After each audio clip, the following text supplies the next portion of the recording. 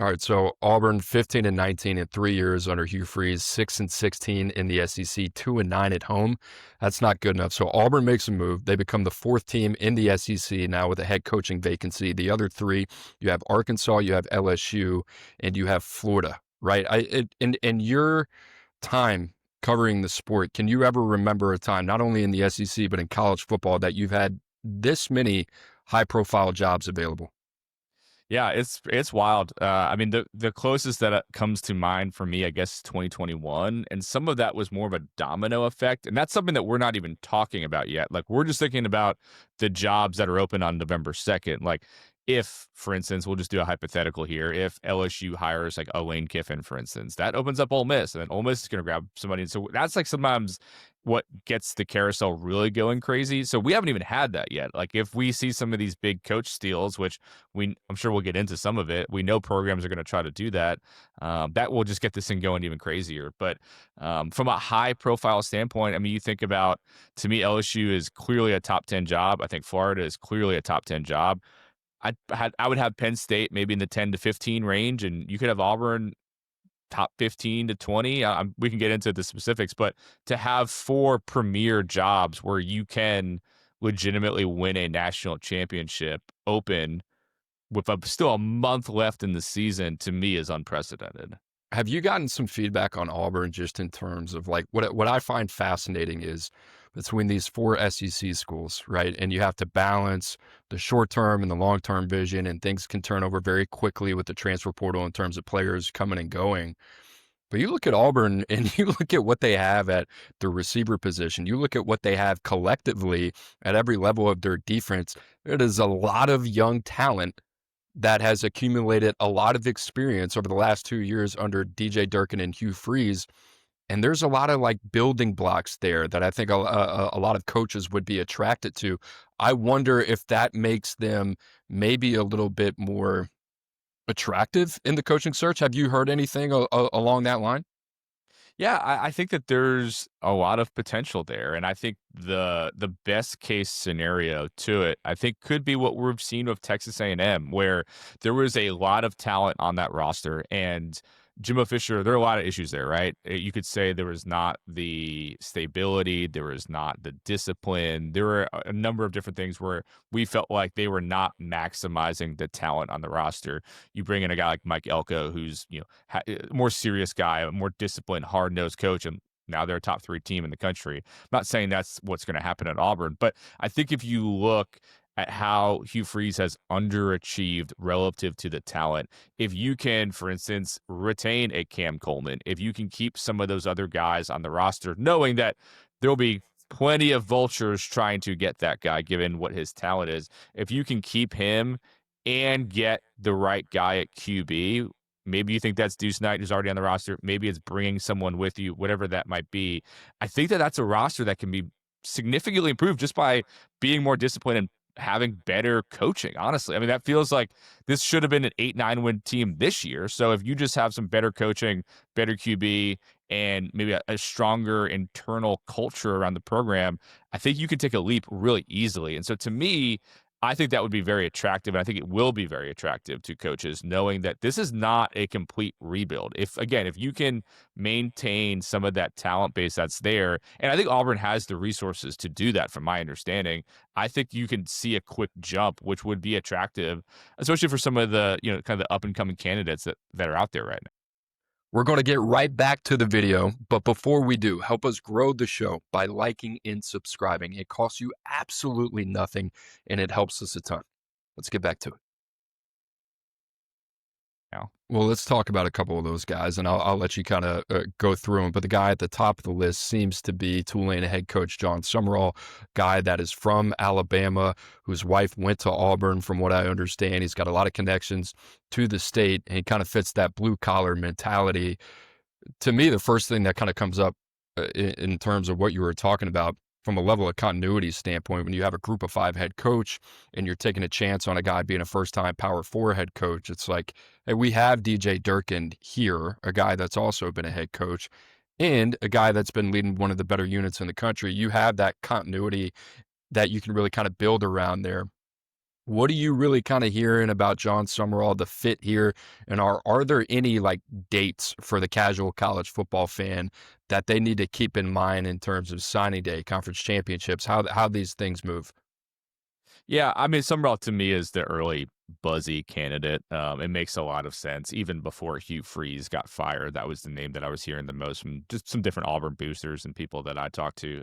It makes sense, right? And I think John is going to have a lot of options potentially this cycle. Was talking to someone earlier today that I think you can put him in two buckets maybe. Like you have the overall kind of bell of the ball, as I refer to it, and that's like Lane Kiffin. Like Lane Kiffin's going to be able to go where he wants to go. I think in the G6 ranks, and there's a lot of really good coaches there, that's Jon Sumrall. He's going to be the one most likely to get the top P4 type job from the G6 jump. So I think that is it. He's in a great position. The other thing that is interesting though, Coop, especially when we think about these bigger jobs, and I was thinking about this with Matt Rule before he ended up re-upping, is like you got to have some momentum down the stretch, especially if you're going to make a jump. And so, Tulane loses to UTSA the other day. They've got a tough game coming up against Memphis. Like they've got some tough games, and like he's the hot guy right now. But if you lose 2-3 down the stretch, you lose some of that buzz, and then it gets a little harder for an 80 to sell you as here's the guy that's going to fix everything who lost 4 games in the American or whatever it might be. So that's something that you have to keep in mind, I think, with some of these guys, including Summerall. But he certainly has a great reputation, did very well at Troy, which was not the easiest place to win. He's done very well at Tulane, and I think people expect him to be able to make that jump. To the other point you were making, yeah, I mean, you've got 2 key periods, I think, to think about. You've got the early signing period, which is obviously the very beginning of December. And then you've also got the transfer portal window, which is moved to starting January 2nd. It's only one window now, as you know, Cooper. And I think depending on the guy that you want, if, for instance, Tulane makes the playoff, things start getting complicated. And so in some ways, Tulane losing to UTSA might help him. If he can keep winning and maybe just miss the playoff cut, you can get him early December and have him in place in time to at least get some of the early signing period action going, and then also being able to have your full operation ready for the transfer portal window.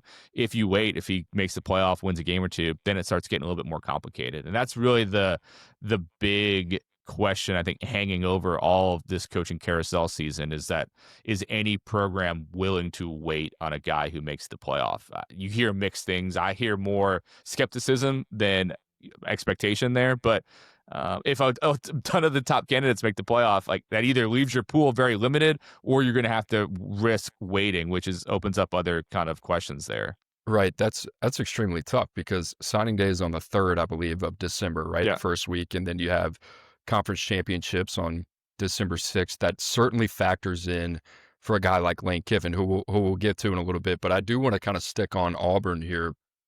Outside of Summerall, I know it's very early. Nathan King does a phenomenal job at Auburn Undercover at 247sports.com.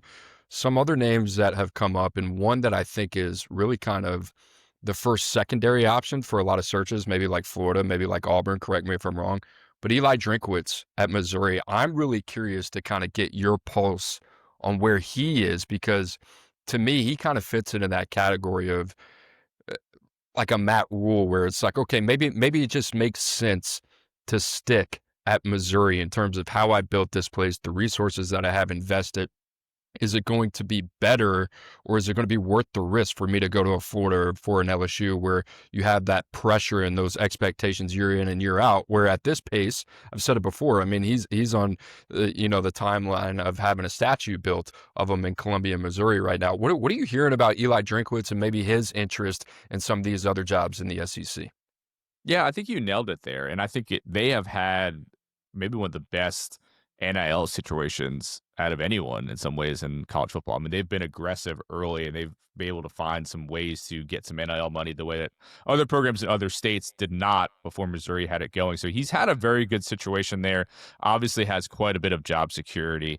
I think that there's different things that every candidate including Drinkwitz, has to think about. And I think the two biggest things are, one, what's my job security right now versus where I might be going. And of course, with Florida, LSU, Auburn, I mean, they're all making moves on their coaches within 3 or so years, 4 years. So if you don't win, you're not getting a long runway. That's just the reality of the situation. There's other programs that might give you a little bit more.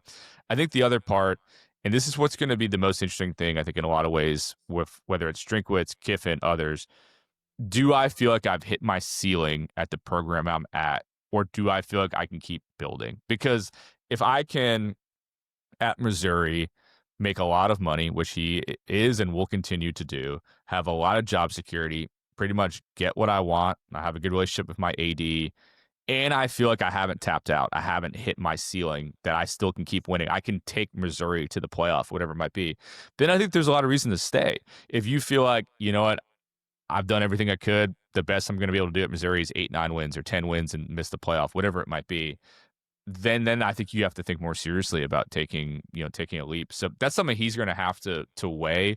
He is a name that comes up a lot in searches. I do feel like, trying to think how to put this, he does not feel like he won't move. I'll say that. Like, I think there's some coaches that you feel like this guy's not going to move this cycle. I don't think that I get that vibe from talking to people around him. I think he would listen, but he's in such a good position that he certainly does not have to jump just to jump. And I think there's going to be at least a program or two this cycle that's going to think, oh, well, of course we can steal a coach from that school. And then that guy's going to be like, actually, I'm good where I'm at and I'm not going. And there's just going to be, with 4 of these premier jobs already open, someone's going to run into some trouble. I just feel like there's just too many big jobs open, wanting the same candidates for that not to happen at this point.